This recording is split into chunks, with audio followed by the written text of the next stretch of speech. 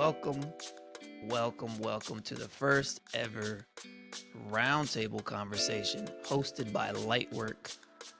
I am joined by, I did the math, something like over 60 years experience, something like that, in the visual effects, animation, design industries, and we all came together today to talk about a topic that is very near and dear to all of us as creative professionals, right? That topic of rates. You know, how much do you charge, and why can it be such an emotional thing? You know. So I'm joined by asset supervisor Scott Denton. We've got director Corey Langelotti. We've got veteran CG Generalist Ali Jamali. We've got senior CG lead Lizzie Ku-Herrero, and certainly not least, we've got Brithney Rivera, junior CG artist, and myself, Jamil Primas, senior lighting artist. So, where do we start? I mean, let's start with you, Brithney, the junior.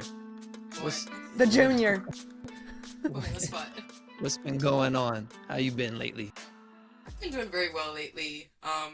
I've been like many people on the search for a job after the last project I was on got canceled mid-July, and I know it's not my fault, so I know RIP. But I've been working on personal projects. I was actually like 2 weeks in Puerto Rico, I ended last week, and it was like the first time I was fully unplugged since graduating, and it was very nice to like sit in the sun and touch grass, like actual grass, and not be worried about like, am I rendering things? Am I being productive? I was just enjoying life without a like machine. So back on the grind and on the search, just like most people. Nice. Do any of you guys remember, like, right after graduation, you still have those nightmares that wake you up out of your sleep? Like, you still think you're doing your thesis? Yes. And then you realize, like, it's over, and you're like, oh, fuck. I still have nightmares sometimes about like high school, where like I'm just in class and I'm not prepared for whatever test is being taken or something like that. I still get those every now and again. Sometimes I'll wake up and I'm like, did I submit everything on time? And then it's like, that goes away 23. eventually. It gets better. It goes away. It definitely goes away. I don't know when, but it does. Brithney, how many years out of school are you? I'm a year and a half, I guess. I graduated May 2023, and I was like one of the 5 to 10 people when I graduated that got a job immediately after grad. And I was pretty consistently working up until like July of this year. Wow. Yeah. Nice. Good for you. I made it. Good. I made it, guys. Yeah. I did it. Damn. That's good work, actually. Yeah, I'm like, I struggled. I did not get that. Better than us. Shit. Yeah, you're killing it. Yeah. But You're mid for now. a while, I wouldn't consider myself mid just because. Discuss that. Okay, yeah. Let's put me in my place. We'll get there. We'll see. Oh, we're Yeah. jumping ahead. You will determine it here today, folks. I will be. Is Brithney junior or mid? Yeah, Lizzie, let's go with you next, because I know that this topic. So a little bit of backstory. Lizzie hit me up maybe a couple months ago, just to like kind of brainstorm a way to just kind of have this conversation. If you're new to this podcast or this roundtable, as we're calling it, we also do a podcast on the side where we had Lizzie on a couple times, and this conversation kind of came up in passing. So we wanted to kind of like dive deeper into it. And so we kind of landed on doing it this way, with getting just a bunch of different perspectives from the industry to talk about this topic of rates. And so I know, Lizzie, you have like a couple kind of key points that you really kind of thought about to structure it in a way that's really good to break it down for, you know, not only for people who may have been in the industry for a while and are trying to switch to freelance, or people who are new to the industry, people in college and universities. It's like one of those things where like everybody here in this conversation has had help, right, from like someone to pull their coattail in some way, shape, or form to kind of get some information about this topic that kind of has us set up to where we are now. So this conversation is just to like kind of offer that that resource to people who may not have it, right? Who may not have those connections. So, Lizzie, tell us about kind of like Yeah. what you're thinking, like the Yeah. structure. I mean, I think like exactly like you said, like a lot of what we learned about rates was through other people helping us out, and like times have changed. A lot of students are not, and like recent graduates, people getting into the industry don't have the same resources that we had because they're not working in person. And honestly, like that just makes shit so much harder. And like when it comes to rates, it is so complicated because it can be tied to your self-worth, and you just kind of, it's like this amorphous thing. Ultimately is your choice, like what you want to charge. It's just, I think there are certain things that like you can use to like ground you. There are like objective realities. But then like just being able to have this conversation very openly, where sometimes it can feel very like hush hush and stuff. I just felt like is important and really handy. Like we don't need to keep this all a secret, but sometimes it's just hard to like create space for it. So this felt like a really nice, like, okay, let's just fucking like do this, get into it. Yeah. So where do we start then? What I mean, Well, I think the first was like, you know, we've got a roundtable of 6 professionals, which is really awesome. So it'd be nice to, we already started with Brithney, unless you want to add more, but like go around and kind of like say like who you are, how long you've been working, what do you do, and like kind of like what you feel like you bring to the table, like what's your perspective here? Not like why are you here? Why should we believe you? But like, yeah, like I feel like I have like this kind of thing that I like, yeah. I can start maybe for context. Yeah, why not? Start it.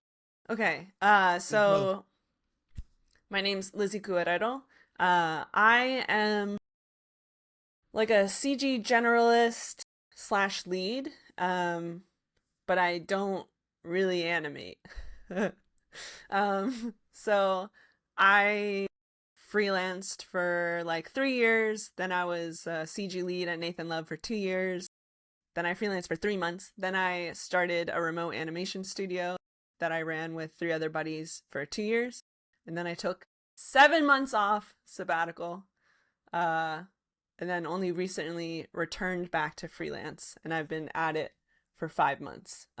So I feel like I would consider myself a senior. And I feel like usually when it comes to these conversations, like what I'm bringing to the table is like, I have struggled a lot with mental health and like kind of trusting my own opinion. And like, I feel like I will kind of always answer and approach a lot of these conversations from kind of like a trauma background. So that's just what my experience is and like how I navigate spaces. So I hope to like provide some insight there of like what happens when the voice in your head is like, you're shit, you know, like that kind of stuff. Yeah. Well, I don't, if you don't go through that, then I don't think you've been an artist or work in this industry. Like the imposter syndrome. Yeah. Like, every time you get on a, listen, I have this conversation with so many people. I've been doing this since 2008. That's when I got my internship. And I started late. Like I went back to school or whatever. But still, like in my 40s, I still, when I get booked at a new place, I'm really nervous. I'm like, am I going to meet the expectations? Am I going to do a proper job? Like the first time I'm submitting stuff, I'm like, is this good enough? Like I can't get rid of that. And it's natural, For like sure, for sure. like sooner or later you just got to accept it, like, hey man, maybe it's just keeping you sharp and focused, and just use it to your advantage. Yeah, I mean, a lot Ali, of what times, was your Do you want to? like path to kind of learning about this topic, right? Like how would you say your walk through getting to the point where you're feeling like you're able to offer some good insight about rates and everything? So I started within the first 2 years of me being in this industry, I started freelancing, struggled as every young person does. Then I was offered Besides Brithney. yeah, been killing it for 6 months. Yeah, it's great. Um, but yeah, I worked staff at UV Factory for 5 years. I was there, and then UV Factory closed up shop. Um, they just closed up, and then I was thrown into the freelance world, and I was getting all of these numbers from people, from my boss that was closing up the company to other freelancers to people in other countries what they charge. And I just threw out a number initially. I was like, hey, how about this? And then they took it. As soon as one company takes it, you're like, oh, okay, so there's a market for me, right? And then that's it. And then you stick with that, and then you eventually, like, and then like by the time I started freelancing, I was in the industry for like 6, 7 years already. So like I was in a position to know, and being at a studio, being staff, you have freelancers come in, all sorts of talent coming in. So you can kind of gauge what people are worth. Mhm. Um, so with that, like my mission always been whenever I meet new people or young people getting into industry, like let me give you a helping hand because it's not easy. And I'm not one of those people. Like I hate it when people are secretive and like, close to the chest. It's like, oh well, I don't want to talk about this, and blah. You're hurting all of us when we have that mindset. Like the only people winning in with that mindset are the studios because they're not going to tell you if you're charging them 250 like, "Oh yeah, we would have paid you 500." They're not going to tell you that. No way. They'd be like, "Oh, okay, that's your rate, whatever. All good. I'm a producer. I got to think of the bottom line, and I could tell my bosses that we saved this much money, even if it really doesn't mean anything to the company." So, yeah, I mean, so for years that's been my thing. It's like, all right, let's keep this conversation open.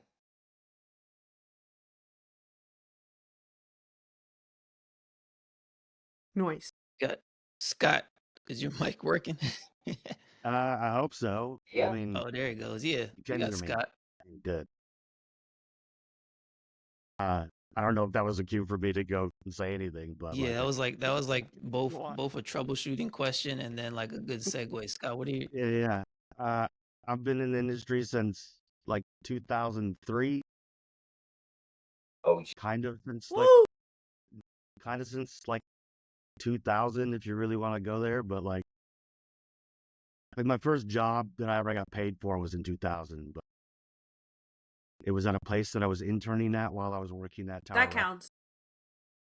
counts. I made a I made the building for like the Batman building in Nashville for the Nashville Predators first um like logo animation, and it was like, and I was just interning at there at the time, and then I ended up going to Full Sail in Orlando, and then I landed my first job with Shiloh, who is not around anymore, back in 2005, and I think I was like their fourth employee, and worked with them for 2 years, and then basically worked like 90 hours a week. I was getting paid like 40 grand, like, and then, I mean, it was completely different back then. I was working, like, was the only modeler. We, like, didn't hire freelance modelers, so all the modeling work, like the pitches, like everything we did, I had to do as, like, so if there's 5 jobs, I had to do work on 5 jobs. If there was, and I did that for 2 years and quit. And then I went freelance, and I was freelance for 14 years, and then ended up working for Mill for a couple of years, and then the last couple of years have been film and television in London, here in New York.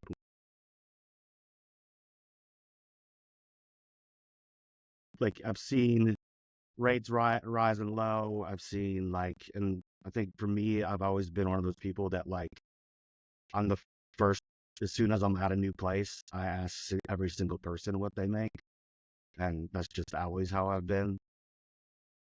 And just because I want to know, just so that like if I come back, I can charge more. And I also want to know, basically, so that I'm not undercutting or overcharging, and making myself look bad, or taking away from others when, uh, you know, there could be a more even playing field. And that's one thing too. I think Lizzie, you're on there. You don't use it much, but I started a group chat on Google Chats like maybe 10 or 11 years ago. And it was mainly because I was tired of hitting up like 20 people every time I was like getting hit up for work. And it was more of a thing of like, hey, this place is looking, this is the rate I asked for, ask for this rate too. And if they downball you, don't say anything else. And everybody else that applies for it say that same rate. So as for me, it was kind of a being like, let's have kind of a chat union. Let's, like make it so it's easier for us all to like not compete. Like let's be like, I don't know. It just felt like sometimes as a freelancer in New York, you're on an island, and like I was tired of feeling away. So I don't know. That's the first thing.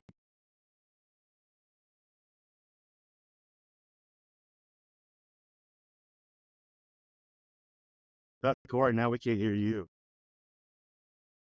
Muted. Yeah, I'm trying to mute. It's hard to hear you, so I'm like muting, trying to like. I think we should all Or mute when Scott I'll gets talk a on, just lot so it's. louder. Yeah, yeah, yeah. No, I was just saying. No, Scott is like the OG, like That's not right. calling you old, but like in a good way. Not Like well. you've been through no, but you've kind of seen. You saw the '08 stuff. You saw like like you've been through all the dips, the highs and the Yeah. lows, right?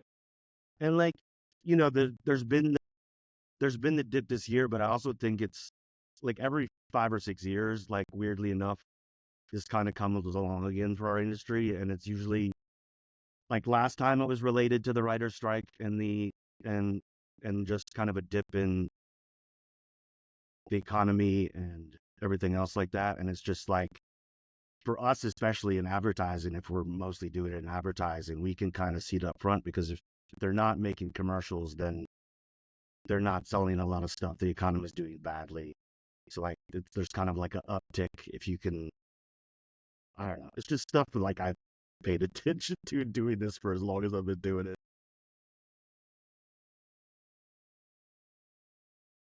Corey, let us hear about you. I started right after.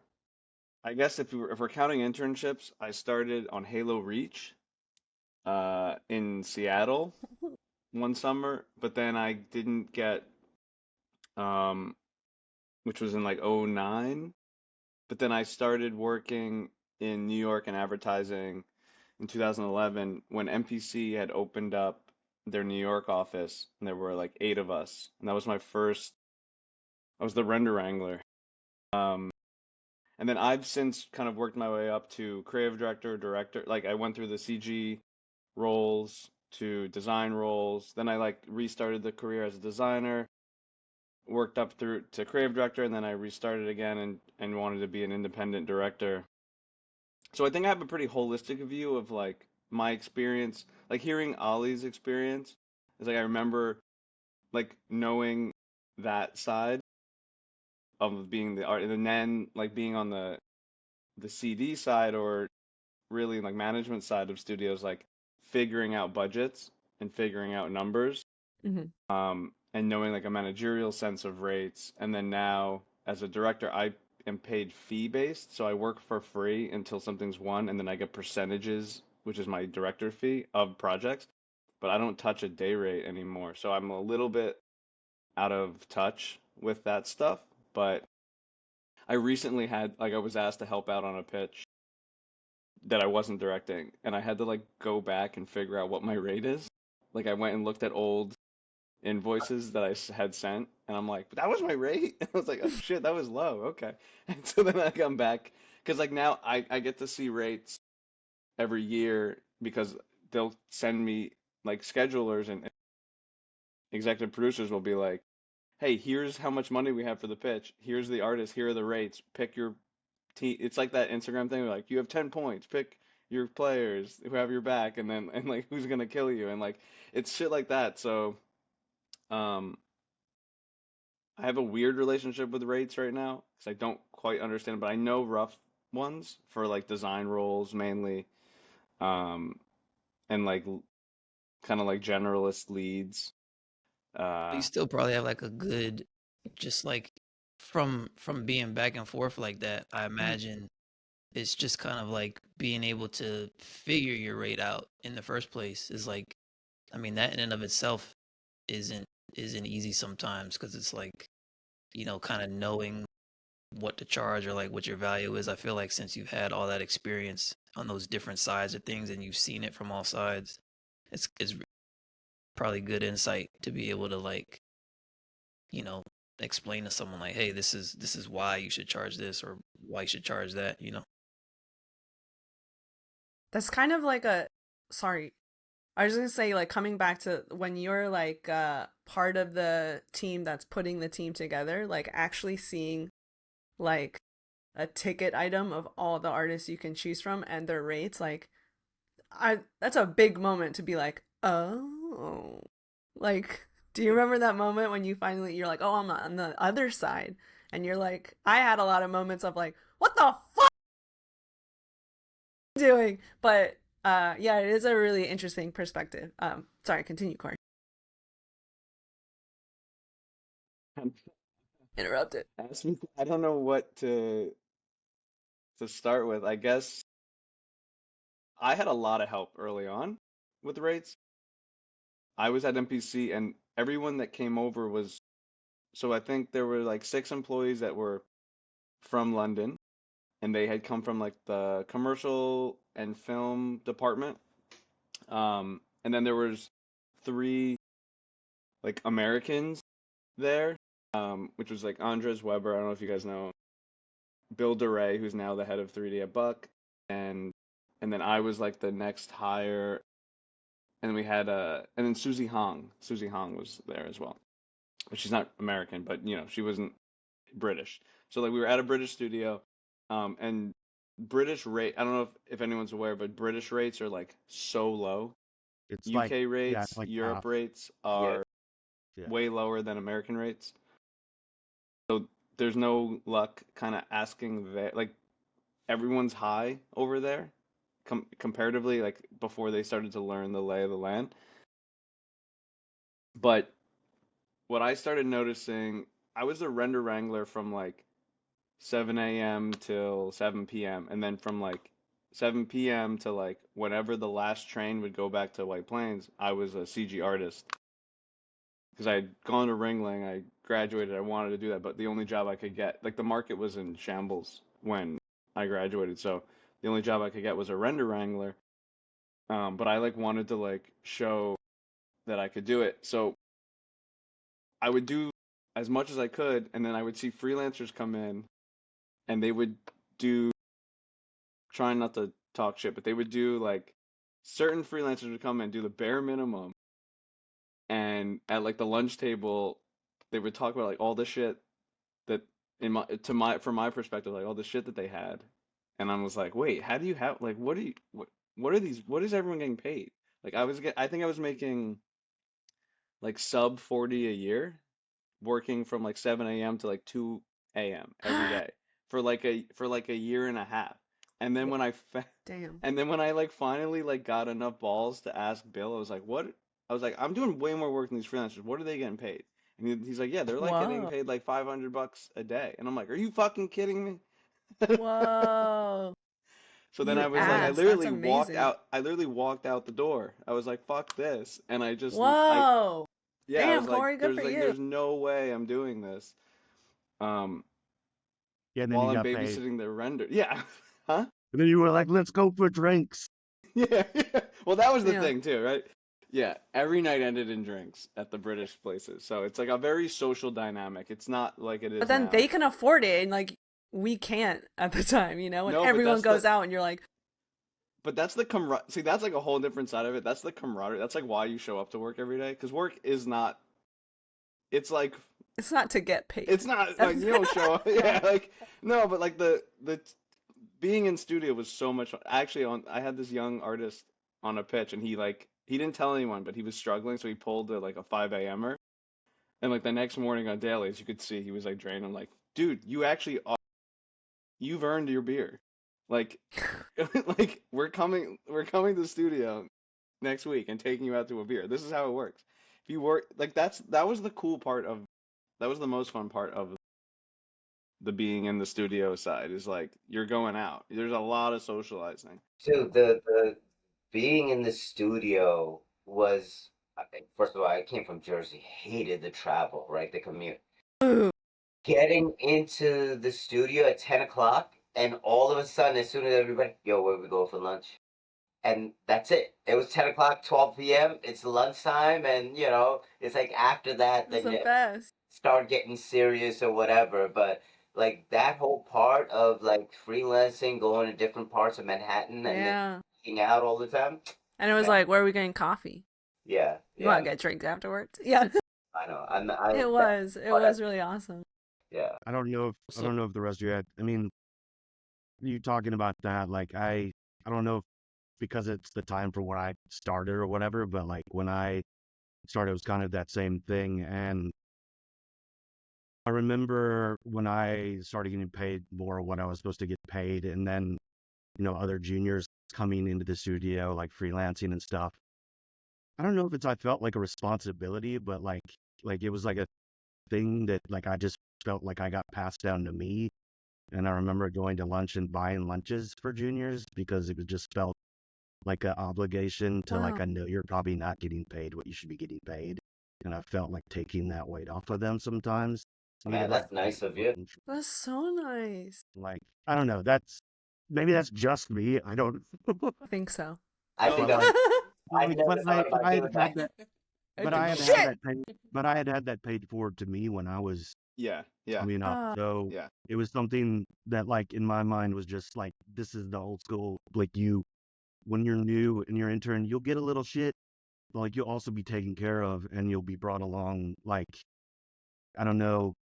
That's just me talking about my kind of experience with it. And like, I'm not trying to sound altruistic or whatever, but like I feel like I had some of that working at studios and then just trying to like convey knowledge to people coming in. It's like that whole, like what we're doing now. It's like when I would go to a place and the dude that was on the project that was not like, because we always had like, your seniors and then there's a couple of juniors. And I always felt like the junior modelers that were on my team, like I'd be like, how much are you getting paid?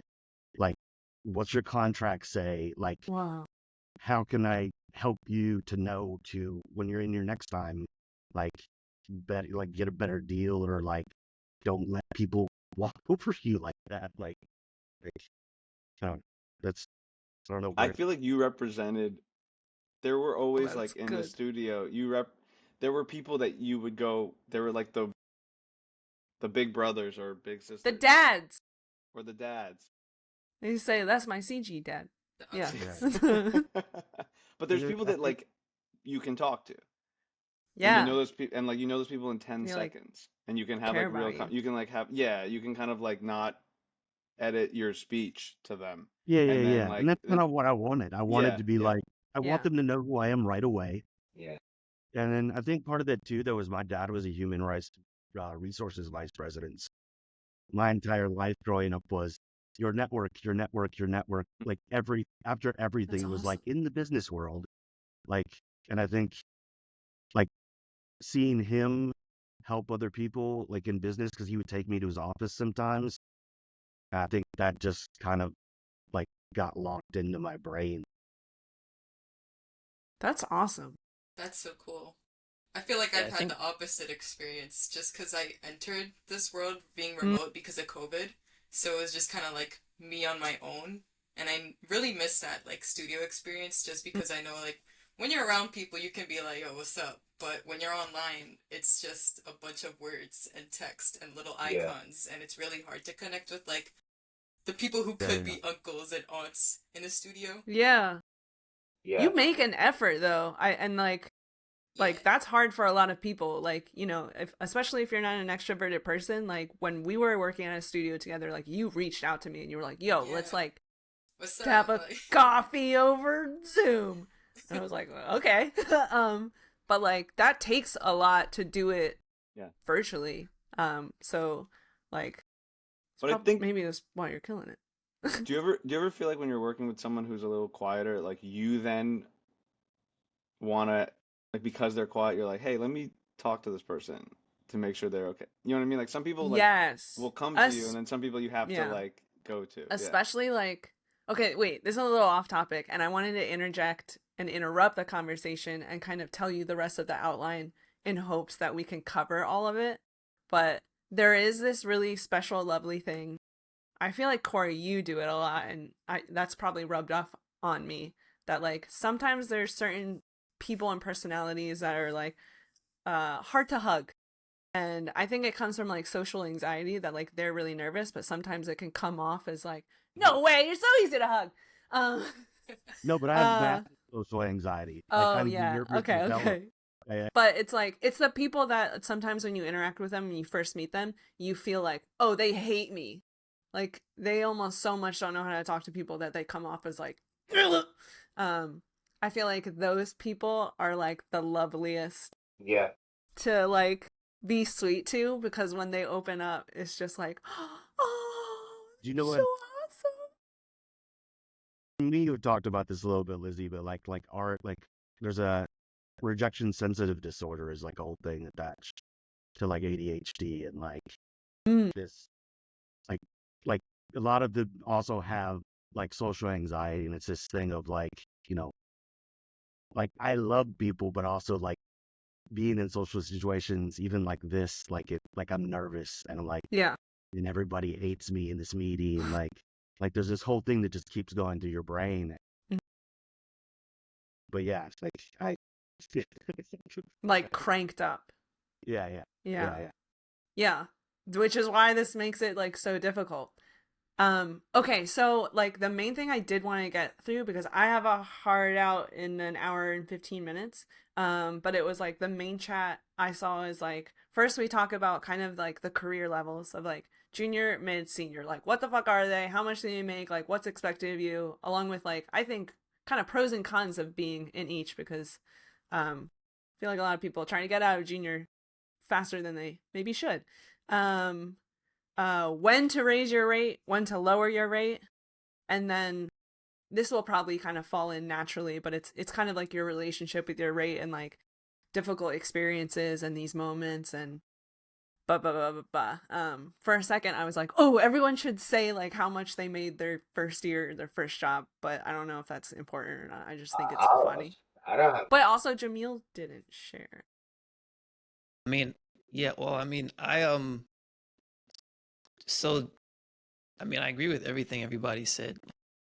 This conversation is really cool for me because the person who roped me in and gave me the information that I have is Ali. Was back in, what was it? I think it was 2018. I have been in the industry for like a little under 2 years or so, and it was on that job the first time I worked with Ali. It was at Vayner in Long Island City, and it was like the first time I had another artist kind of take an interest in me in that like uncle kind of way. You know, before then it was always just kind of like that I just left school mentality where it's like almost like almost like competitive, right? Where it's like you're competing for work. And it was Ali was like the first person to kind of approach me in the way that was like, hey, like your success is my success. Like we're sitting here on the same job. We're essentially doing the same work. Like I want to make sure that you're getting compensated the way that I'm getting compensated. And so like, you know, we would go out to lunch and like, you know, like we talked about and stuff. And so like having that experience and then like just thinking back to how my like the trajectory of my confidence and in my career kind of like took off after that, is what made me excited to like do this call, because it's like I know that not everybody may be as fortunate to be able to have that interaction with somebody, especially like we said, now that stuff is so Mhm. remote. So like having a conversation like this where like if you're not inclined, you know, like you said, social anxiety or whatever, if you're not inclined to kind of get that relationship with somebody, that maybe, you know, something on this call can like help you kind of Mhm. start to ask questions in a different way or look at things a different way, so that you can start to build a little bit more confidence about your rate and everything. So yeah, it was Ali the first time. Like we were working on I don't even remember what job it was. It was some like Instagram ad or something like that. Yeah, for Quaker. Yeah, I think Yeah, that's yeah, yeah, what. for like Yeah, Quaker Oats or something. something like that. And Yeah.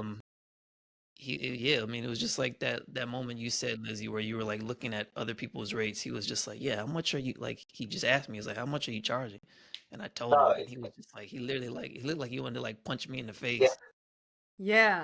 that was What? me and Angel. And if anybody knows Angel, they know how, like crude and like loving he is. He's like, "What the Listen, fuck are dude. you doing, man?" He's like, "Ali, can you believe this kid? What is he doing?" And you were like, we were like, "Yo, do not do this next time." Like, and we talk about like rates and like what experience level is, junior, mid, senior, whatever. And somebody made me realize it has nothing to do with the amount of years you've been in the industry. It has to do with the quality of work and how much hand holding you need, you know? Yeah. And I was on that job. Jamil's doing his thing, and I'm looking at his work. I'm like, yo, this is good work. And then he tells me what he's charging.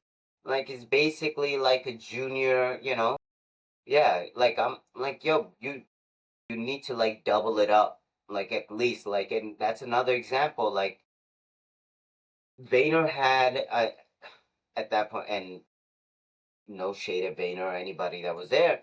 Like they had producers coming in that were freelancers, So it was one of the situations. And they were A freelance producer's not gonna tell a freelance artist like, "Hey, raise your rate," like especially if they don't have a relationship. They're gonna be like, "Well, I'm trying to do my job. I'm trying to stay under budget." If an artist is gonna tell me that they're charging this much, I'm not gonna tell them they should be double. You know, It takes a special kind of person to it to there are to some like to that. sit down and be like, Yeah, yo, because even it's like truly altruistic probably in those You did that. situations. Yeah, I feel like you did that for me. You were Yeah, like well, my very lead, and you were like, you should definitely charge more. yeah, no, I mean, And I was like, what? not to make it about me, but yeah, like But yeah, I Lucas, did that. but Lucas and I, when we would see rates, and then we Mhm. would like look at like, fuck, dude, what we got to tell them. Like that's like Yeah. that's just the way it should work. Yeah. yeah, Yeah.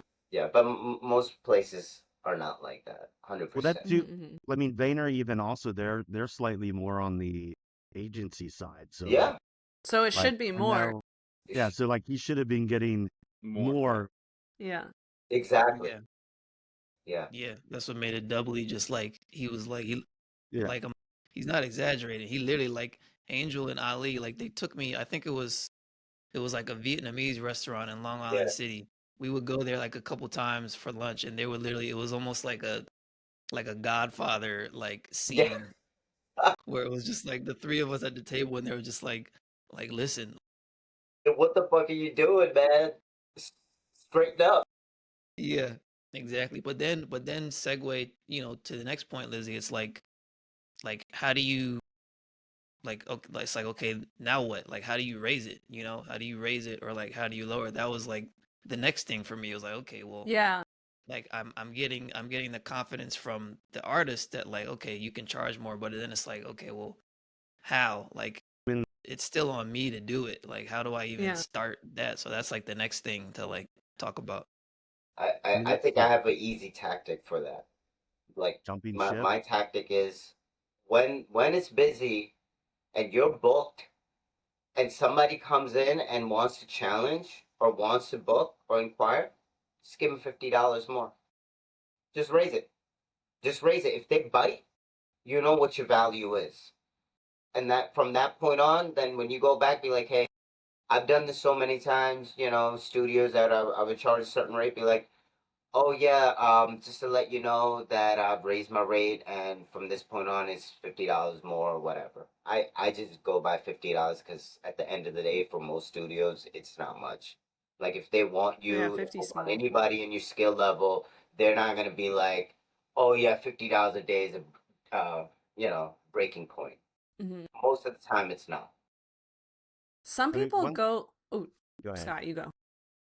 Uh, what I was gonna say is like one thing with that too that like I would say that I used to do. I don't know, like I told some people to do as well, but like when I would go to a place for the first time, I would tell them my rate, and sometimes like they would be like, "All right, well, we would like to go for this," and sometimes I would accept a little bit lower rate just because I would be like, "Hey, this is our first time getting to know each other.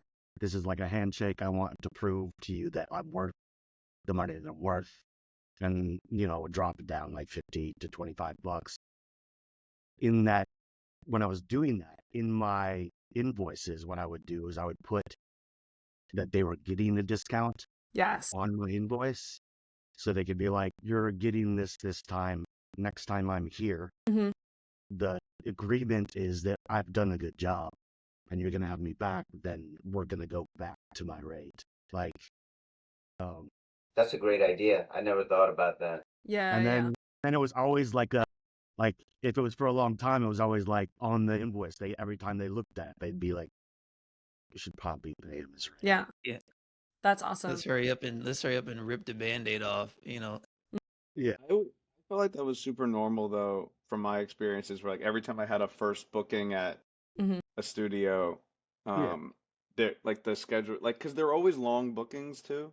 It felt like wait, like back in Yeah, when we used to get 3 months at a time. yeah 3 months, yeah, and then you'll be on hold for like the year, and you're like, oh Yeah. okay, well, because then you can just say like they don't know when you're like I would use this thing like I raise my rate like oh I'm doing my yearly rate raise, which Okay, so no that's a one method. Some people yeah do like no one raise it knows every when year. yeah but like What I your did. year doesn't start on You January could 1st, totally right? make up when your year is. I'd Exactly, and never that's thought of that, yeah. Corey. So I would always be like, yeah, this is where I'm raising, yeah, yeah, and like, but there would always be like somewhat of a they would tell you like can we because they're booking for 3 months, so they're putting you in at like whatever 5 days times four is 20 days a month for the 3 months, 60 days, 60 times whatever your rate is 500 whatever 500. They're like okay whatever that is. They're like oh can we just get you down to like 468.25. You're like sure whatever dude like because they're just backing into a number and dividing it by 60, right? So like Mhm. that's kind of what was going on there, but I always felt like, and to Ollie's point, I think the market dictates the rates because if every lighter is like 600 to $700 a day, like that's not going to change. So like oscillating $50 around that range, like Yeah. no one gives a shit. Um, Yeah. but if you come in at like $1,000 a day, if you're not doing the work of two people, you're not going to get hired. So like that's kind of like where the shift happens. Also, like in the design world, the rates are completely different from a junior designer to a senior designer. They don't even correlate to 3D because the bookings are Mm. so short. But you Mm. have, like, as a designer, you have to make the call.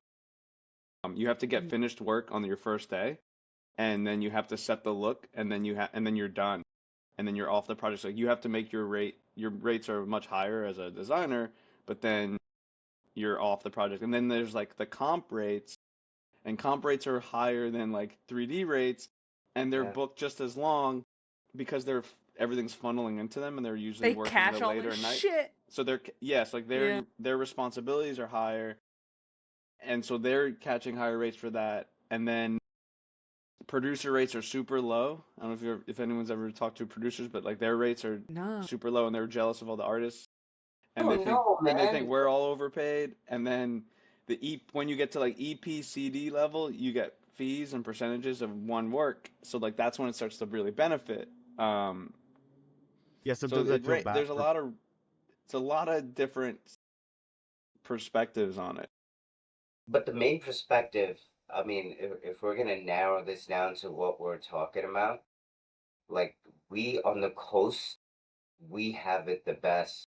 Mm. Like New York and LA rates are completely different from rest of the world. Like Yes. we need to be aware of that. We Like need to specify that as well. Yeah, yeah, that too. This That too. conversation is coming from the coasts in the United States. Well, then it's yes, also commercial because rates this versus is yeah, yeah, if you go to Vancouver, like you said, London or anywhere in Europe, like you're getting half of what we get. Yeah, yeah. Yeah.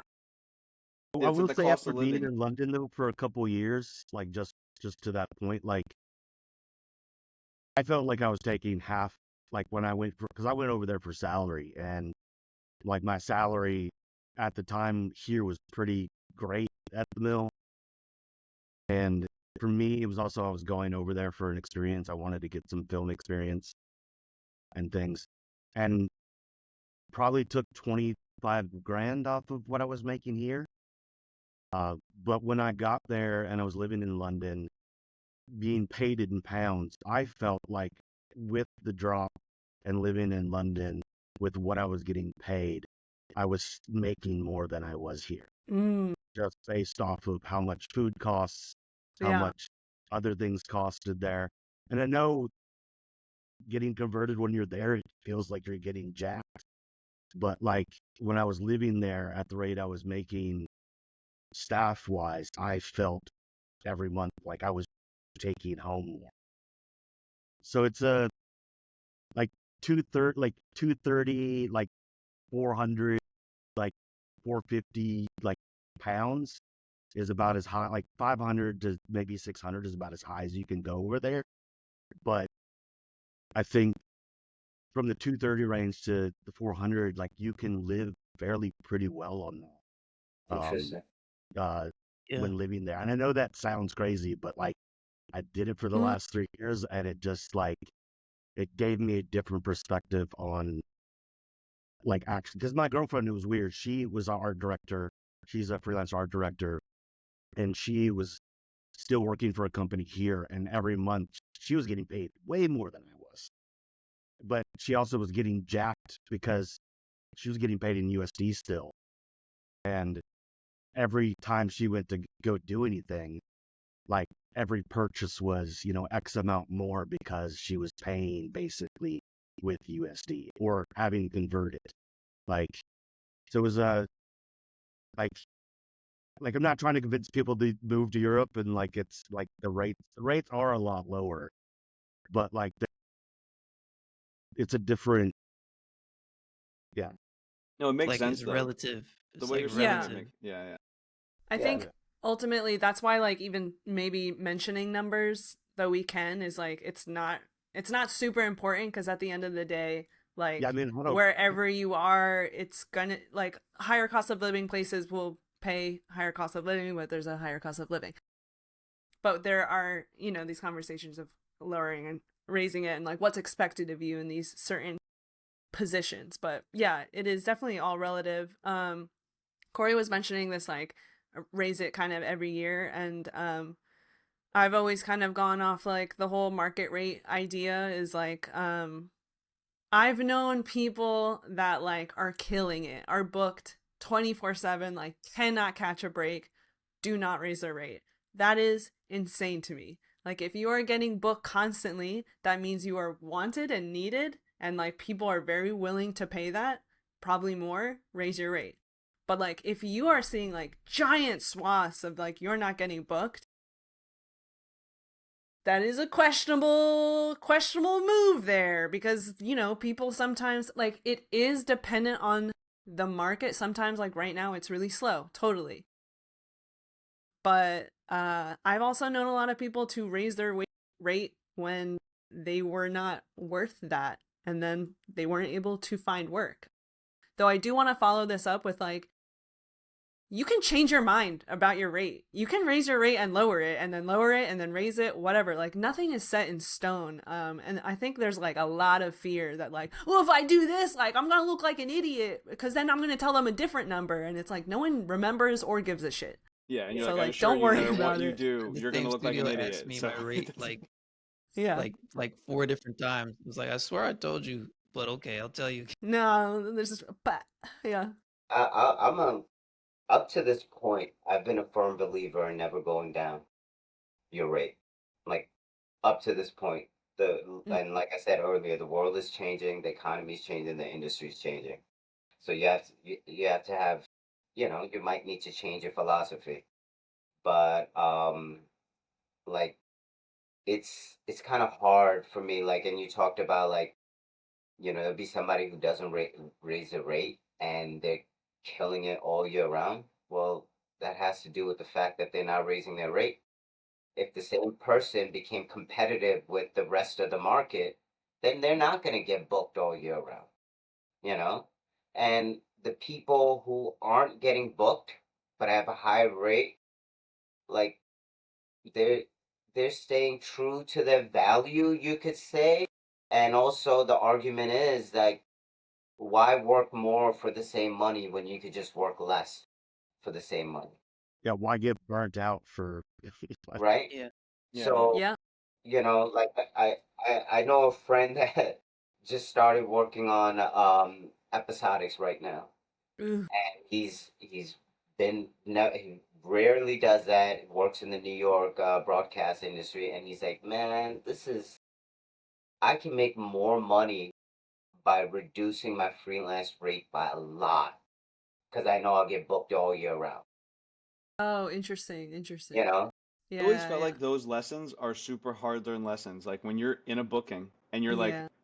and you have that moment, like whether you come down on rate or you go in at a rate, and you have that moment where you're like, I'm getting paid way too little for this nonsense, and like that's when you kind of like know, like, okay, I gotta raise it because this is not like I can't show. I'm gonna turn into the worst human being if I sit here and Yes. show up day after Yeah. day feeling like Get I'm paid shit. underpaid. Yeah, and then there's moments where, like, I remember one of my first or second design gigs where like none of my stuff was in the deck, and I'm like, and my rate was, I think, competitive at the time or something. And I remember feeling like, oh, I'm not on the same level with these guys, and like feeling like for my own comfortability to like, I'm not charging this much, or I'm gonna like do extra work.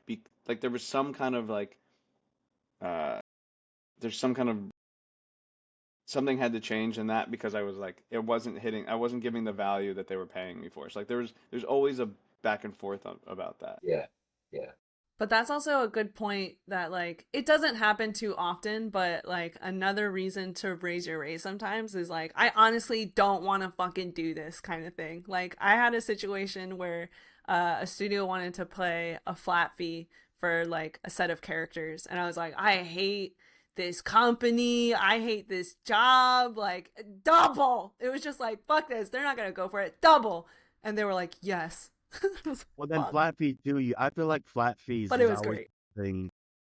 I feel like flat fees is always a thing too, where you somehow they end up getting way more out of it than Oh, 100%. like Yeah. every single time I do a Well, flat it's up fee, to you. Yeah. like, but I mean, not every single time, but like a lot of the times I'll like that. I'll throw out a number and then I'll agree to it. And then, but then somehow over the course of that thing, I feel like it's like, how do we end up where I don't like that seemed like an amazing, Mm-mm-mm. crazy rate, but now I feel like it's not. Mm-hmm. Yeah. I wanna ask Brithney because you've only been around for, well, essentially you've been freelance, right? I mean, since you graduated. Yeah. So that's interesting to me because it's like, I mean, I feel like I was freelance relatively quick. I got a contract in Canada out of school. I was up there for like 18 months, and that was it was at the NPC Academy. So it was like an academy contract for 12 months. I think it was only like 32,000 Canadian um at the time, which I mean was, like Scott mentioned, it was comfortable, right? I was up there, I was comfortable in Canadian dollars, but at the same time I just think about like I was working on like Yeah. feature films, getting paid like that's beside the point. My question to you, Brittany, is like, you've essentially been freelance like since you graduated. So it's like, how did you even like, what basis did you have to like set your rate or like kind of Yeah. navigate that in that way, just straight out of school? Because I Well, couldn't yeah, and imagine like, especially in the work from home environment, like Oh that's yeah. yeah, I was lucky because I had a teacher at SVA called Todd Allen Pellig. Hey Todd. And he was very real with me because I always talked with him and like I would always come like struggling to class and he'd see me. I was putting in the work and he knew it.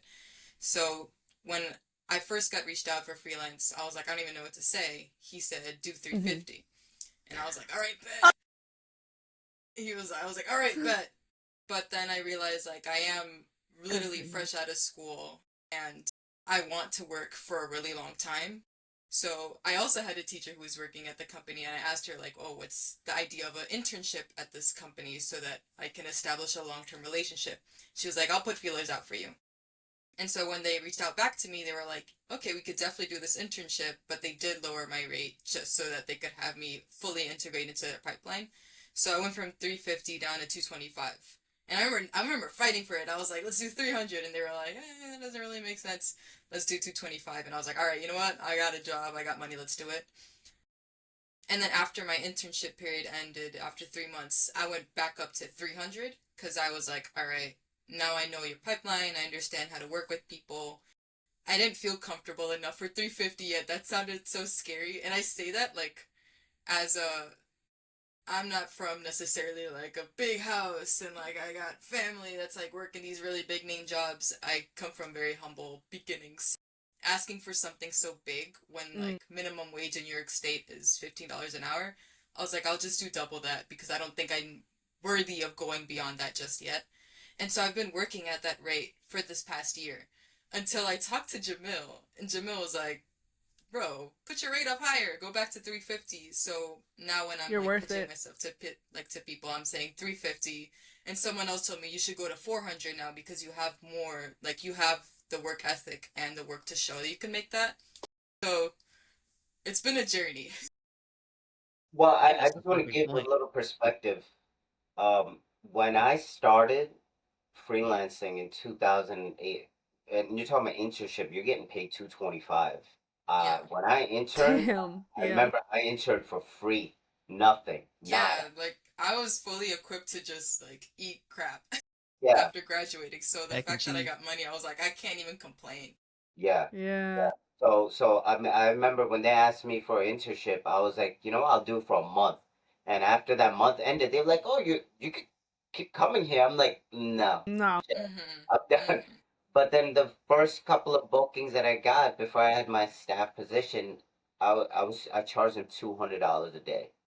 This is in 2009, right? So like, man, that's 15 years ago. And the fact that in freelance world, your first booking, you're charging for, first freelance stint, you're charging 300. To me, it should be more. I mean, 15 Yeah. years have passed. And just the inflation in the last 4 years has been crazy. So I don't know what you guys think. Like for me, like starting off, like maybe it's fine, 300, 350. I don't know. What do you guys think for a Say junior? I this, don't. I'll cut in because I like to the point like we mentioned where Ali was shaking me when I told him my rate after 2 years. Like I worked I worked 18 months in Canada out of school. I got 3 movie credits when I made the decision because it was like if things went like my way, I put that in quotes because I wouldn't change anything about my career trajectory. I think everything worked out like really well for me. Like when I needed it, I got it, kind of thing. But it was my intention out of school always to like find an internship in New York or something like that and work in advertising because like that was kind of where I'm from. I'm from New Jersey, so that's where I wanted to be.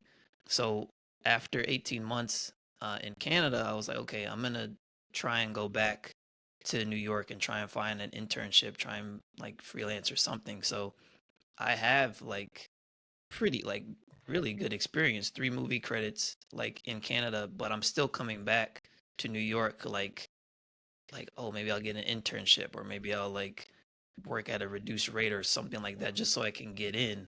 And so I had my very first booking was on a Google job. It was like a big Google campaign, and my rate was like 360, I think I was charging.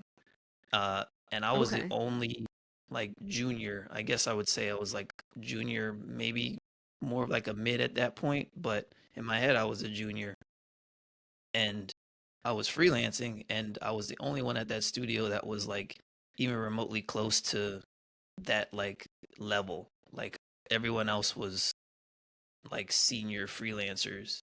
And so I felt this like huge kind of like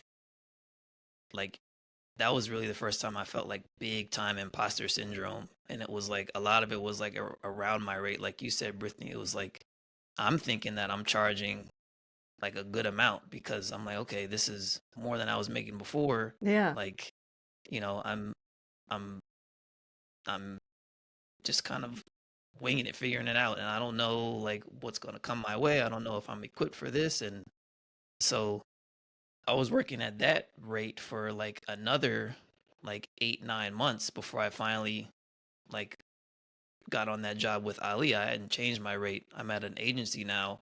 Hadn't changed my rate. I'm at like 360. And so when I told Ali that, that's when he literally was like, "Bro, what? Like with your experience, he was." But the point I want to make is, I literally had no idea the like ranges at that point. Mm. It was like I didn't know that senior lighting artists or like senior compositors were making like 657 $750 a day. Like it literally wasn't even in my like my brain. Like I couldn't fathom it. And so when he told me, it was like it was literally like the fuck, like, oh shit, like I'm severely like underselling myself. Like I didn't even realize it.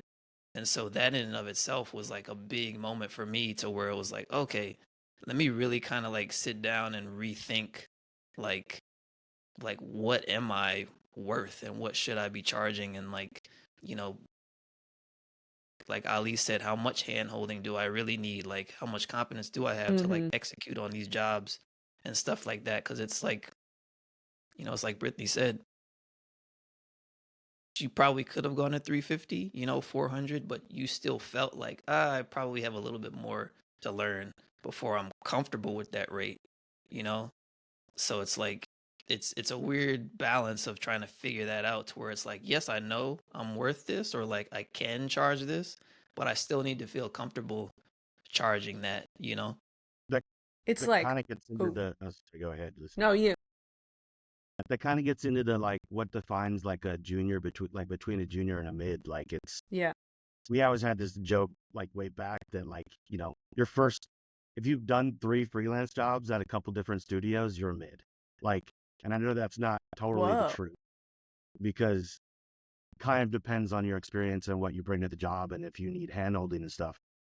But like in the commercial, for me and for a lot of the people I saw coming up, if you've been through the commercial rigmarole and you've like had that experience and you learn a few different pipelines and you're able to commit yourself in a way that like you may not need to be like I think one of my main definitions between a junior and a mid is when somebody comes in new to a studio and I send you the things to basically bring you in. If I don't have to say anything to you that first day about like what our like guidelines are, because we've set you up with like these are the naming conventions, these are the things, like when you start getting into that area of like not having to define that for someone that's coming in and them just kind of instinctively knowing where to look and like what to read and like who to ask the right questions, then like that's kind of where I start to like part of junior from a mid is like I don't need to tell you those things.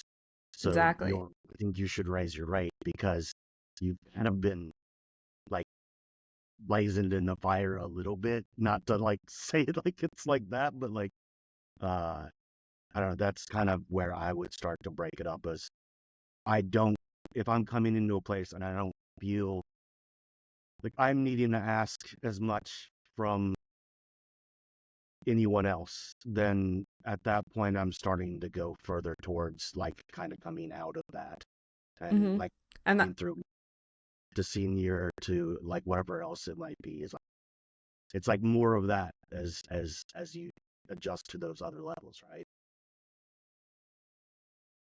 and that's where like the years of experience don't really matter too much. Like you could have many years under your belt, but if you honestly feel like you don't feel confident and you do want more hand holding, then Yeah. like you can choose to take a lower rate. Do you know Joji? He used to be at the mill. So Joji was an intern when I was at Shiloh, and the first day he was in the office, I was like, I need to quit. You're way better than me. Joji's Like, and he just Joji's graduated. and the man. And I was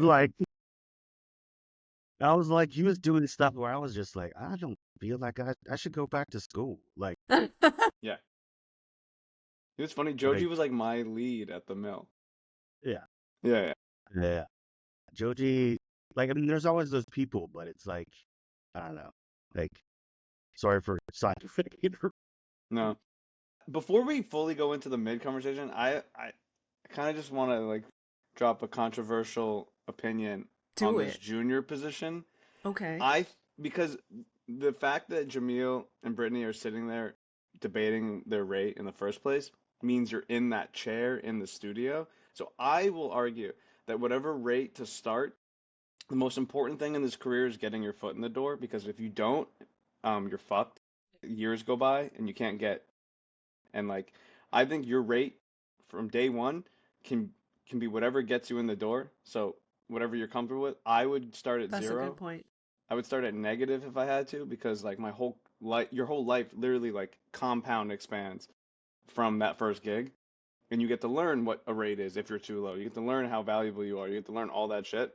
So like standing on ceremony and going in hot from the big jump and then not getting a job is a fool's position. It's a very Mm, foolish position. Um, I would save your ego to when you can like show up and like mm, and can perform, and then you'll know quick. There's a yeah. lot of delusional like kind of shit. There's we have this expression like act your day rate, because like there are people super senior, they come in and they're asking questions like every 2 seconds. You're like, what? Like, Yeah. dude, act your day rate. Like you, yeah, like there's like a whole thing there. Um, but that's like I feel like that we can put the junior chapter to bed, because like I think at that point once you know these things, like then you're like you're Yeah. Yeah, yeah, That's a super good point. Cause I think I actually like I probably started way lower than Britney. I started at like 175 and I didn't start making like 350 until 3 or 4 years in. Like I really but then I whoop. yeah, So like that was my way of I mean, I don't think anyone did it properly, but Yeah. uh yeah. I'm glad that I ended up where I am now. So, Something also to consider that I didn't realize until like after I did my taxes is like the forms that you have to complete as a freelancer, and that yeah, you can be asking like $300 a day or like 225 or whatever. But then when I had to do my taxes, I was like, yes. oh crap, I just lost a huge chunk for the first time. And that's, I think, something that's not ever explained, that you have to consider that when you're also doing your rate. And like Yeah. New York City More is than expensive. Yeah, and then also considering, like, I feel like in the freelance market too, a lot of people don't consider how, like, in our job for what we do, especially if we're in advertising, there's so much stuff. Like, I mean, I love my accountant. He's like a friend of mine, example by this point, but like, there's so much stuff you can write off. Like all my TV subscriptions, write offs. Like my computer I bought, write off. Like I work on sneaker commercials a couple of times a year. Anytime I buy a sneaker, write off. Like, I know that's maybe stretching, Interesting. but that might be stretching a little bit. But like, get there's yourself a good accountant is definitely yeah, a good takeaway. yeah, and like people don't want to pay that. But, like I don't feel because of what we do, and I feel like very legally, I'm taking the amount of things that I can write off legally a year and not having to come away paying like a ton. Yeah. And That's I a think whole that's that's a what like, and whole that's nother part of like 2 hour why our conversation. rates are so high, right? Yeah. We're not we're not getting insurance. Huh. We're not getting all like, and we have big breaks in There between. will be So breaks. Yeah. yeah, so like the reason, like you said, Corey, that like designers get paid more is because they're having more breaks of where they're looking for work. Probably not saying that that's the case if like they're great, but like it's to compound like their role also is like we're going to give this job to this company because of this thing, which is part of it, but it's also to account for those things too. And like with compositors, they're getting paid that rate because literally they're kind of the most shit on. Sorry for my like if it shouldn't be Yeah. associated with this. Like they're probably the most, you know, of the pipeline. Into So the like pipeline, yeah, like they're getting paid that It's for the everything. stress level, what their Yeah. job is, and what comes with that. Yeah, you guys, Corey and Scott, I think you guys gave like two pieces of advice that are crucial to juniors. A, don't be full of yourself. Like, I'm old school. I knew when I got in the industry, like, all right, I gotta eat shit. All right, I gotta eat shit. Let me grind and let me prove myself. I think a lot of people, and oh my God, I sound so old. Nowadays, people are like, well, this is my worth, this is my value. Well, you haven't proven any of that, right? Yeah. So Corey's point, like, hey, whatever rate that gets you in the door, do it. You know, 100%. And then on top of that, like Scott, like a lot of people don't understand that, like what you can write off. Like you can write off, and it took me years to figure that out as well because I was always scared. I was like, can I write this off? Can I write that off? And then every year you're like, oh yeah, I can write it off, and it's legitimate that I can write it off. TV subscriptions, yeah, that's part of what I do. Like I need that to, for inspiration.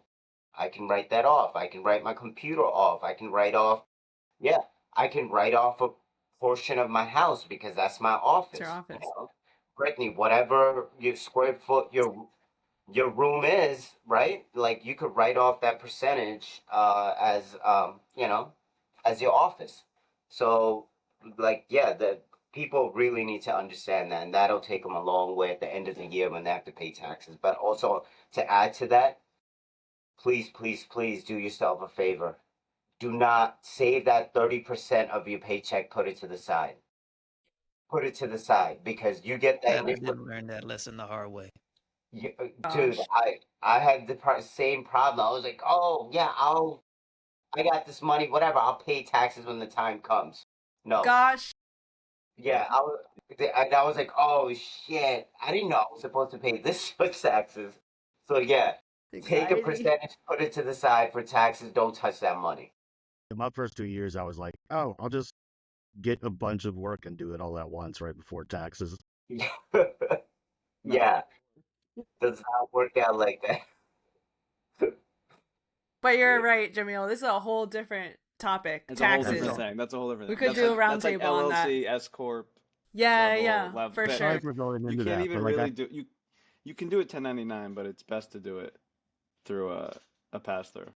Though I want to add, coming from the running a studio perspective, I learned that it is illegal to use interns to do the work that that you would have paid another person to do. It is illegal to do that. And I know that Federally I or would like say federally or statewide?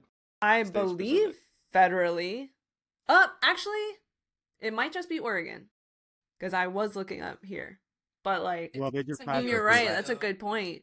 But like, that's some bullshit, and I'm pretty I feel sure like all of us I feel like did Wall Street illegal I feel like Wall Street internships.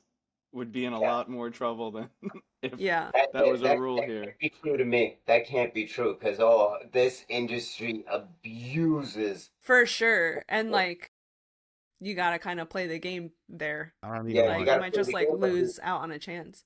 hey man, yeah, But anyway, so like, I feel like for the most part, we've covered like a junior artist is like, they require a lot more insight or oversight, hand holding. They don't have experience. they are like cheaper, but there's a lot of room to grow, and you're kind of expected. This is the thing that drives me crazy. You're expected to be slow. You're expected to be shit. There are so many people that try to get to like a senior level right away. They feel like they have to be so fast, they have to be so good, instead of like, take advantage of the fact that you are a more junior artist and you have time to be slow and fuck up, because then when you are a senior, like, you can't be asking stupid questions and you got to just deliver. Yeah, and the studio is a lot. If it's a good studio, they allot time for people like me or you or any of us in the chat to like, hey, pass on. I know you're green. Let me like, this is where this stuff is. This is how we save. This is like where we do this. This is where the coffee shops in the neighborhood are. Like all those like things. It's like come in. That's built in. Yeah, junior artists, like, junior or mid, like when they hire freelancers, like, you have to understand they're not leaning on you. No, they're not leaning on you, so just chill out, relax. Some studios.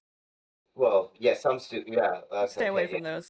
Yeah, I think you'll know if they're leaning on you because they'll tell you like, "Yo, I need this in, get me as much as you can in 30 minutes," and then that's also good. They look like they're on fire, that's also and they good hang to up. understand too, Corey. Like to have that confidence. Like, it's one thing to have that confidence as a senior. You know, it's like you said, act your rate, and it's like, you know, like I'm. So like, yes, good. I am worth my rate. I can handle it. But also at the same time, it's like, if you're not charging that, if you're charging a mid-level rate, a junior level rate, to have confidence in that rate too, to be able to say like, hey, that's like, I can't do that. And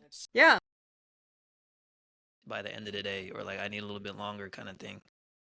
From a lead's perspective, if you say, I can't do that, or I need more time, I don't go, the fuck? I go, oh, thank God. Yeah, thank you for communicating with me said like an adult. Thank you.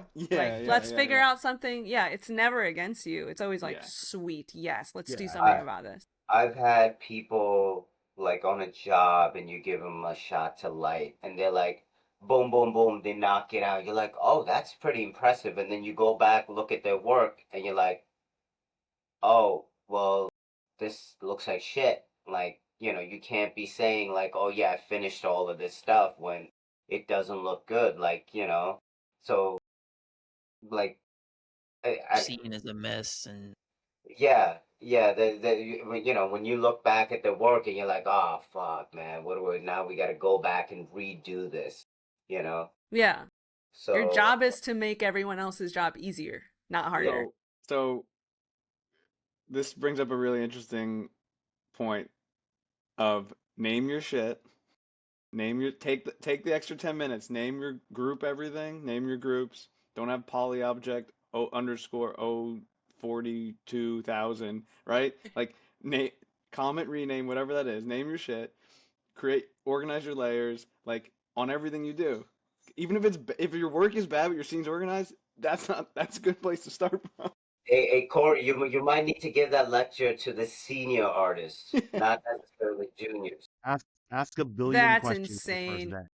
That's what my thing is. Like, ask a billion questions, make them dumb. Yeah. No question is dumb. First of all, like, if you're not asking it, then that's dumb. But like, if you for me, like, my first questions, just still, even as like a senior or like a manager or whatever, anytime I'm in a new studio, is what are your naming conventions? Where do you guys save stuff? Like, how do you do it? And like, I'm a stickler for like I don't like saving in my own folder. I like doing it the pipeline way. Yes. I want it to be it's a senior what talking. you've written in your documentation, and if I'm not doing it in documentation, then like, tell me how to do it in that way, and like, I will do it in that way. And then if I think it's kind of dumb, I will tell you and try to give solutions. Yeah.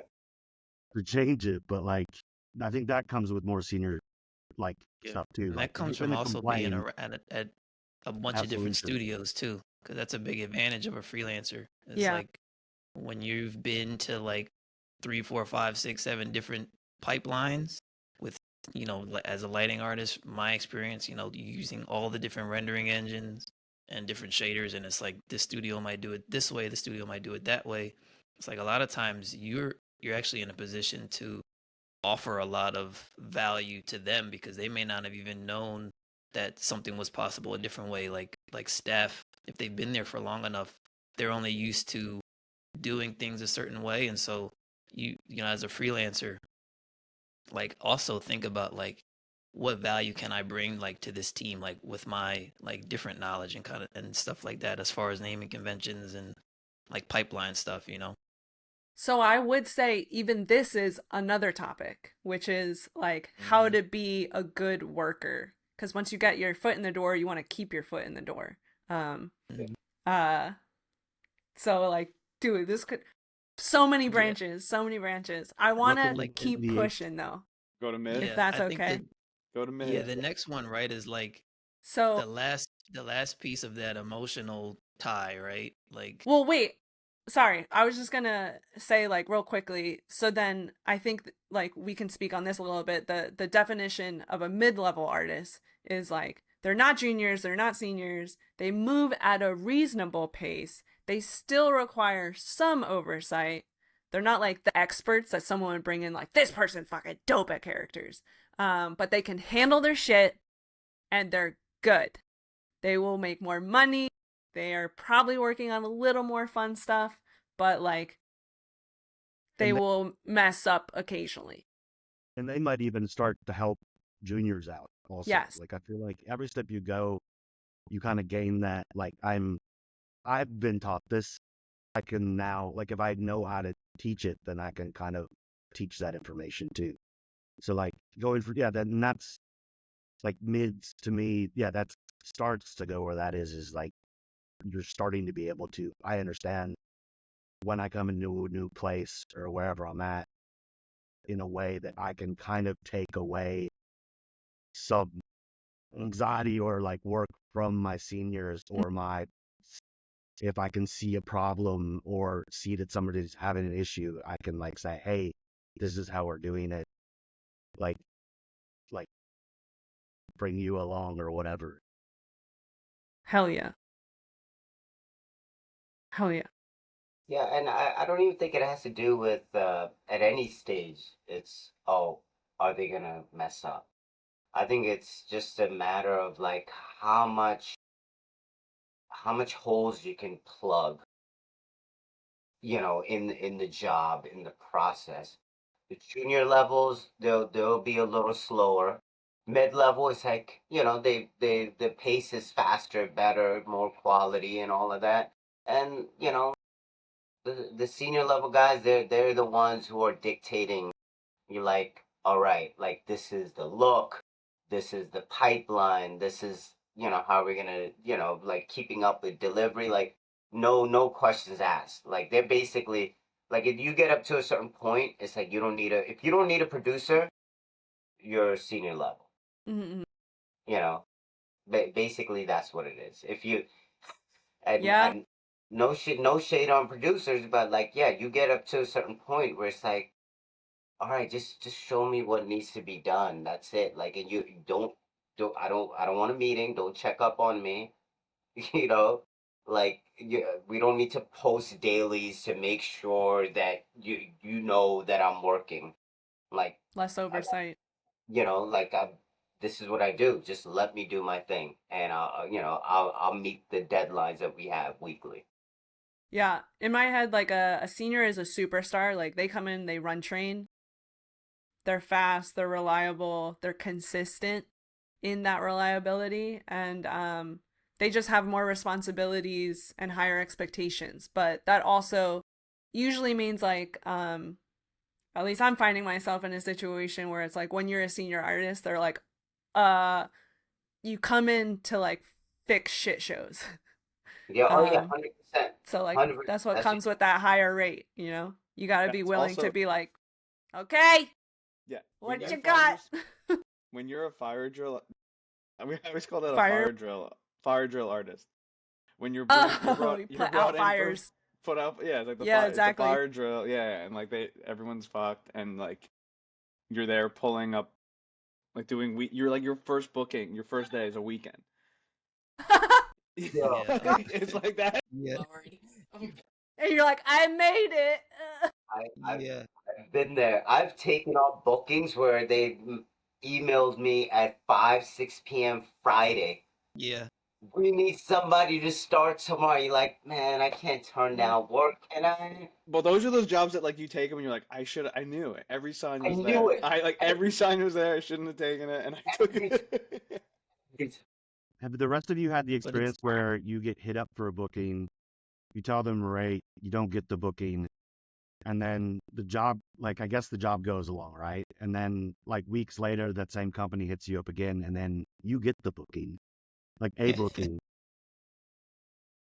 Like you're saying, you're being brought on to basically, like I've had that experience where I've gotten booked or didn't get booked, and because I was told basically my rate was too high, and then gotten booked at the end of it for the same job.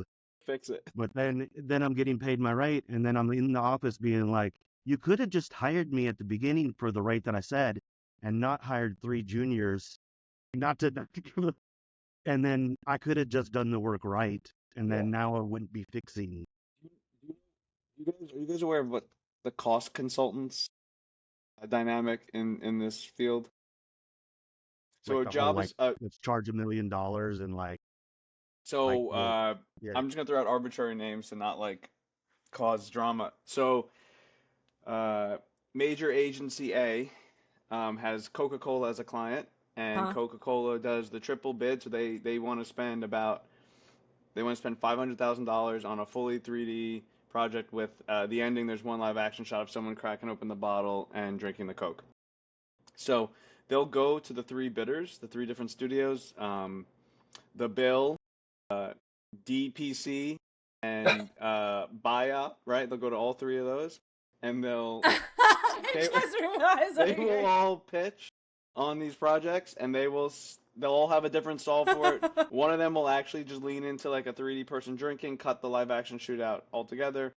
The bill will probably be like, okay, well we have a green screen and we'll hire an actor for a day and usage won't be that bad, so it only costs 70 grand for that shoot, so they'll remove 70 grand from the budget and back into a $430,000 budget for the post CG, and then one of the other ones will fully lean into the live action component because there was a lick of it in the thing and blow the whole thing out and blow the budget completely. Then um, Agency A decides, well, Agency A is mandated by Coca-Cola to have a cost consultant come in, and the cost consultant comes in and goes through the bids and cuts down every single line. So now that cost consultant comes out of the budget of the project. So they're paying someone who's not doing the work to come in and shave off numbers off the top. Then that project underbid now. Whatever idiot wins it, um, then staffs up, doesn't hire senior artists because they can't now, goes through this whole process. The job implodes. Agency A is pissed off the job doesn't look good because it was underbid in the first place. Coca-Cola is pissed because the job doesn't look good and they paid all this money for it because they didn't see a number shift, right? And then that number you have to staff up, fire drill, weekend work. Scott's in on Saturday, 5 a.m. fixing everything. That's And all showbiz, that money, baby. and all that $500,000 job that could have been done at $500,000 is now a $750,000 job because they brought a cost consultant in to save the money. It's like it's the stupidest shit you've ever But heard. on It top of that, happens way too much. It's incredible. on top of that, a lot though too, there's like this whole thing though too, where for every artist that's on a job, every studio is bidding 3 times whatever the rate is of Yeah. whatever artists they're going to bring. Well, they have So three it's like- times. They have overhead. Well, yeah, they have overhead because They have overhead. and we then also pitches need to make margins margins Yeah. and on that because- job. But like pitches are done for free, right? So if you're hired for a pitch and you come in, the company's hemorrhaging, like let's say a pitch costs 10, 20 grand and Yeah. they don't win the job. The next job that's being pitched on, that still spends 10, 20 grand on the pitch. The job's won. That 20 grand, that 20 to 40 grand for the pitch has to be made up on that one job now. Like that's why like the markup and all those numbers, like it's a very like tricky. It's all good to It's know insane. though. It's like Yeah. like as just an artist, especially, hearing this Britney as a junior, it's like just kind of hearing this, even if you don't necessarily understand the ins and outs of it, but it's like it just becomes more and more clear that it's a business, right? It's Yeah, like it's it's very easy when 100%. you're first getting when you're getting started. It's like, oh man, I'm working on cool. I can't wait to work on cool stuff, and that's great. Like it's like you absolutely still want to maintain that enthusiasm because at the end of the day, it's like we're getting paid to make cool pictures. You know what I mean? And it's like so if you can maintain that enthusiasm but still understand the ins and outs of what Corey's explaining, is it's like there's this business aspect to it and you don't want to like sell yourself short. You want to make sure that like the company that's paying me and the company that's paying the company that's paying me and the company that's paying that company, it's like it's it's all there for me.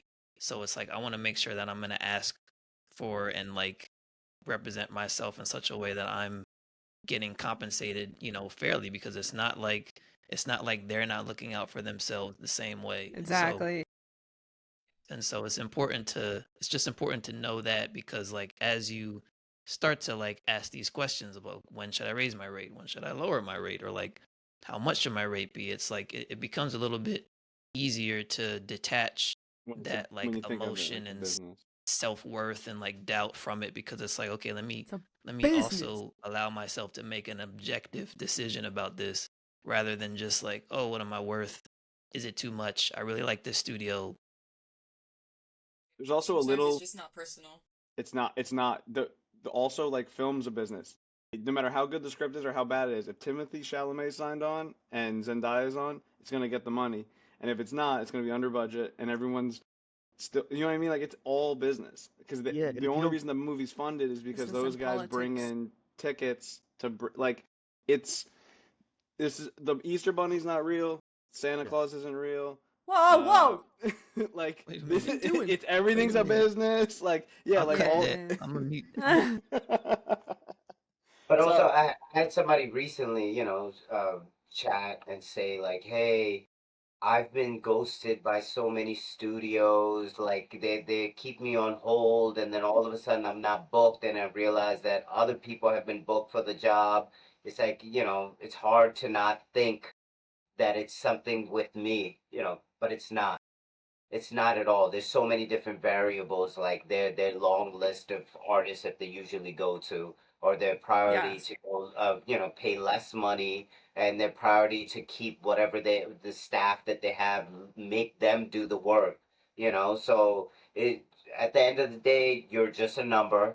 And yes, Corey puts a very like macro perspective on the situation. It's like, your rate is like bottom of the food chain, Hmm. but at the same time, we shouldn't take the hit for bad decisions down the chain, right? when you, it's like, Like we have to hold our ground. And my Yes. perspective on this industry from the beginning is that it's run by a bunch of insecure artists, cowards that don't know how to hold the line, and they will cower. They will cower because we do work for free to prove to other people that we can do the work, you know? So the whole philosophy of this industry needs to be changed, and that's why I feel like it's so important to be vocal, Yes. especially to junior artists and stuff. Like, hey, have some self-worth, because they are going to be businessmen that will go, you know, cut corners, lowest common denominator, whoever charges the least amount of money. But at some point it's like, okay, where do you stand, in all of this? Because we might as well, if you keep going lower, we might as well just move to another country and Hmm. work there, because we're going to be outsourced, all of us. There is a little bit of a protection, like the AICP rules. There's all these rules, and when a job gets a job code, there are rules that like do protect you in that sense. So like you can't ever really hit zero. Like if a job gets canceled and it's halfway through, you get 75% of the budget. If a job's canceled and it's a quarter way through, you get 50% of the budget. And if a job is a quarter of the way through, you Three still quarters. you get paid because you can pay out booked artists. There Yeah. is protections in place there for situations like that. I don't know. I Unless don't the know. studio doesn't pay you. but if Or a a student company doesn't or pay a a company, yeah, studio. there's things to learn. I don't actually remember all the details, but there are protections that make it I so know that you're not fully Well, to and what Ali was saying. they just passed a big law here in New York. It's like the Freelance Isn't Free Act. Yeah, I was gonna yeah. mention that. So I What know is that's to that? help us. without getting into huge details, it's basically what we've all wanted for a very long time is if this happens to us where we don't get paid, then legally, the studio can be held, I think, accountable by the state, and they are legally forced into a position where they have to pay you, or find legal reasons. I'm totally screwing up and like not saying exactly what it is, but it's basically if I don't get paid for 90 days, they every studio now is supposed to pay within 30. Like Not 30. there's no 45. Like if they get caught doing 45 or anything else other than that, they legally could be held accountable for that. Uh, there's a bunch of other aspects, and I'm probably like screwing all of them up. But like it's a very good thing for freelancers in New York, and definitely if you're watching this, you should look it up and read it. Mhm. Yeah. You can text me and tell me how much I messed it up. But like it's good. It's a good addition to because forever it's kind of been the Wild West on that. Well, so we're coming to the end of this time slot, and we started touching upon this, and it feels like it's a good place to wrap it up. And it's that idea of like how much unfortunately, it can feel like your rate is tied to your self-worth, but we've been kind of echoing that, like, at the end of the day, this is a business and you need to look out for yourself. Kind of going off what Brithney was saying is like, I feel like for me personally, like, I really struggled to charge a higher rate because even at like really junior rates, coming from my background, like I was already making more than anyone in my family. So I felt like, what right do I have to like ask for more here? And I did have a moment in my junior years where like the head honcho personally called me on the phone and like asked me to drop my rate. And it wasn't I took that very much as like I'm not good enough to charge more. And that really like affected a lot of my self-worth and how I navigated things. But this is something I'm still honestly struggling with today. I feel like I'm much better about it, but the thing I think that I want to like call out, especially like living in such a capitalist society, is that like your rate, your number does not equal your worth as a human. The more you make doesn't mean the more successful, the more talented, the smarter that you are. There are people who choose to lower their rates because maybe they really want to work on a certain project or a certain thing, or maybe they raise their rate and they're like, I don't give a shit about any of this. Like, that correlation is just bogus, and it's easier to say it than to like really feel it. But I think it's important for me to like name that because it really messed with my head a lot coming through the industry. So yeah, Yeah, some more I wanna. think we all come from a different background, and there's a lot of people that come from different countries and stuff, and Yeah, they get paid like $100 for the day. It's like, hey man, I've never made that much money. Like this yeah, is forget about all of that. Communicate with your peers. yes, That's it. Communicate with your peers. Figure out what they're making. Tell them like, hey, I'm making this. Is this okay? Whatever. And that's it. And then go based off of what the standard is for your position, not with anything else, right? With your skill level, with and your the years of experience, just go based off of that. And I felt comfortable with my rate when I came off the staff position when I hadn't gotten a raise in years because they were never making enough money. And then when I started freelancing, I was able to charge what I wanted to charge, and that changed the whole perspective of the industry for me. Like the outlook. I actually wanted to work. I wasn't burnt out. When I got a job, it was a notch on my belt. I was like, yeah, I'm getting a job at this place or that place because I was charging what I wanted to charge. And if you're happy and all of that, that matters. But again, contact your peers, figure it out, and stay with the market. And does my rate reflect what I can deliver? Like, Mm-hmm.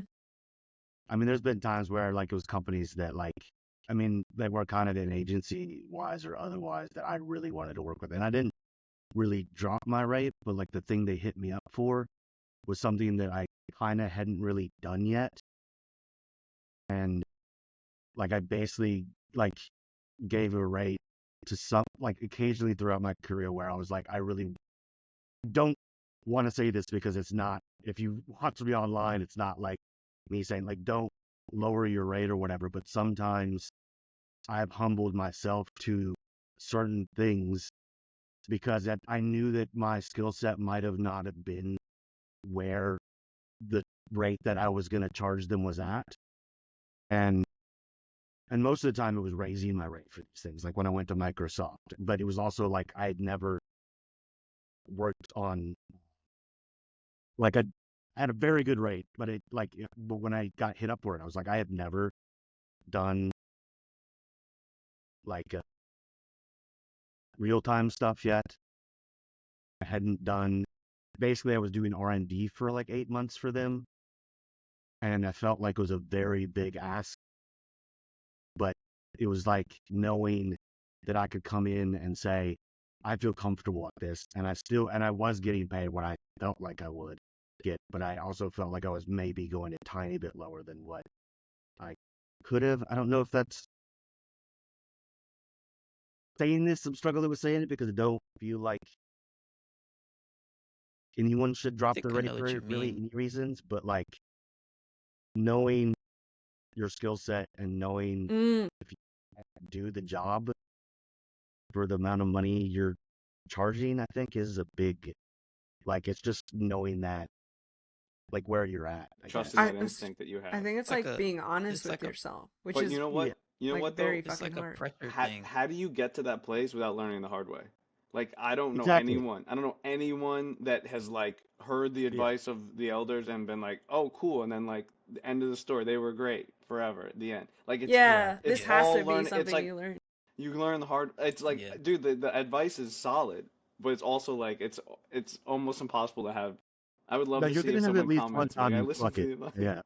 But that's why it's It's so like, important to talk to other people. It's not even about rates, but like have them look at your work, and like a lot of it is just being honest with yourself and being like, seriously, like, is my quality of work like up to par with like someone who's charging this much for the same kind of thing? And like if you feel like you're struggling with it and you have fucking rose colored glasses on, then like talk to a more senior artist who will be like, nah, you really need to work on like your shading or something. Or they'll be like, stop RFDing yourself and like you're good. Like if yeah, no Or one it could said be you're the doing, opposite too. You're like, I'm yeah, just yeah. If no one garbage. said you're doing bad, you're probably fine. But you need perspective, and I just feel like it's impossible for you to just do it by yourself. Like, you're full of shit. You can't do it. Shut up. Talk to other yeah. people. We're It's social like creatures. it's yeah.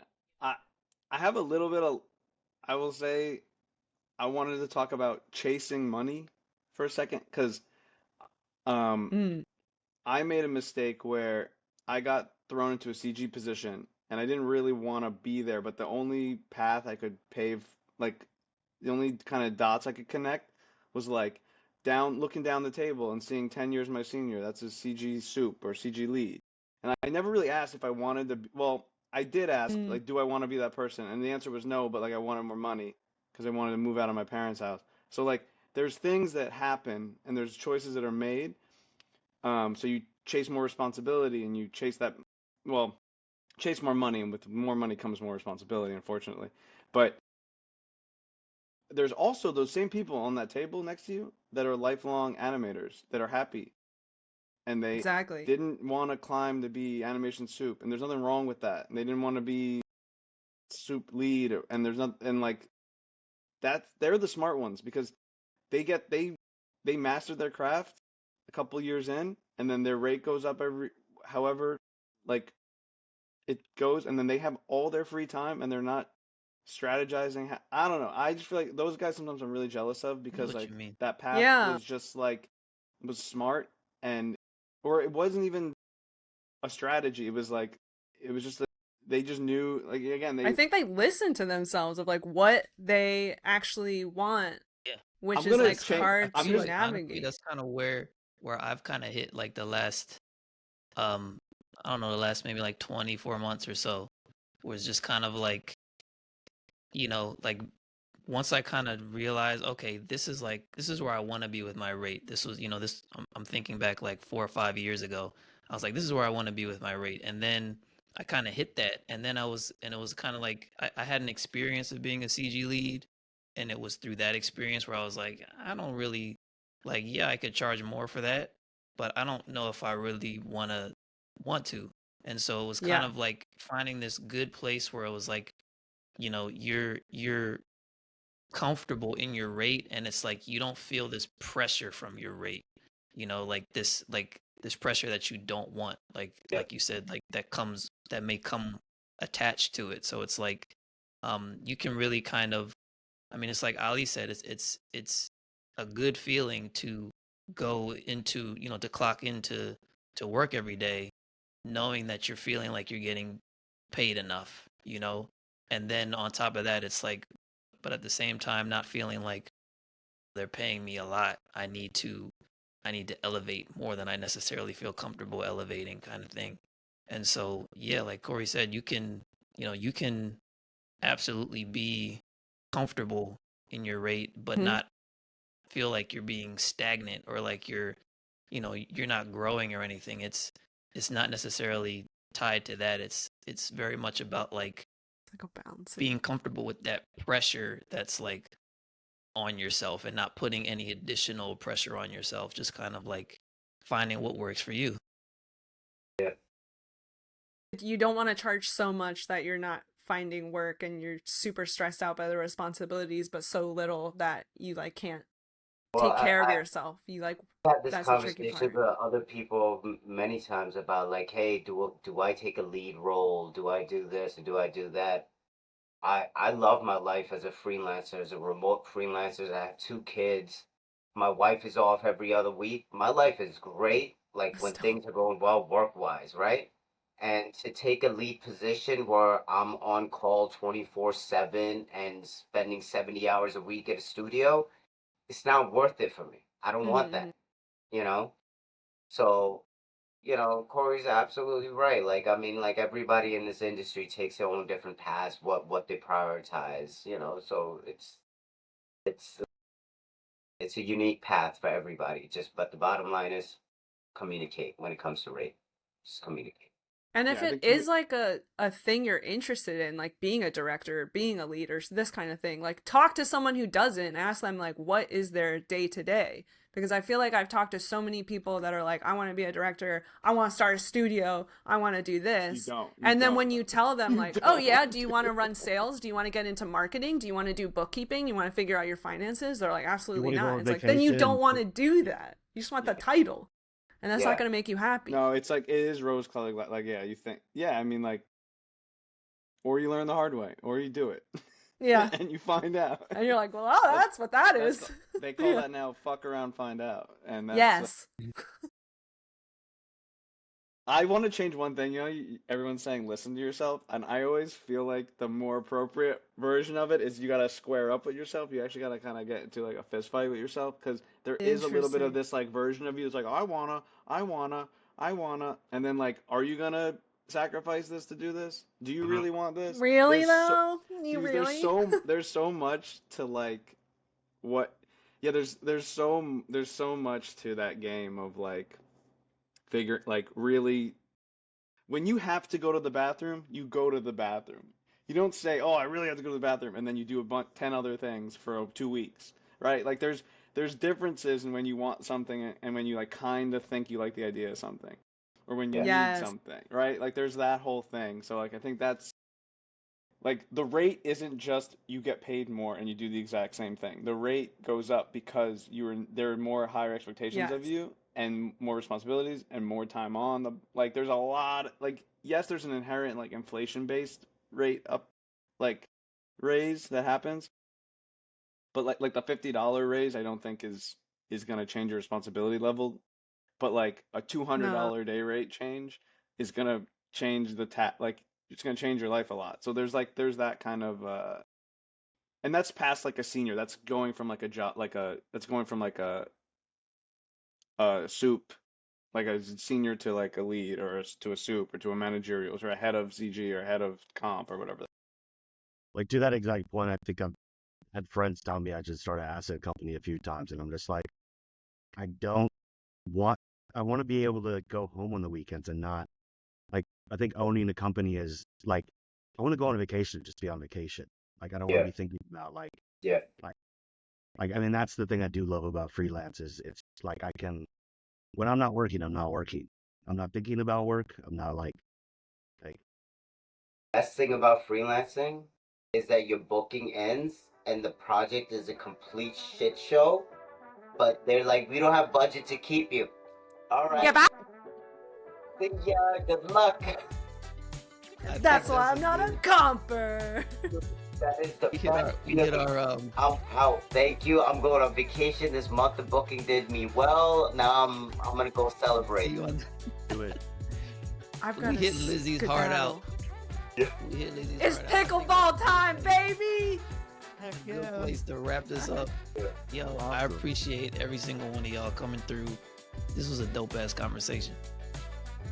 No, thank you for having this, Lizzie and Jamil. That was a good job, and nice seeing all of your faces and meeting you guys again.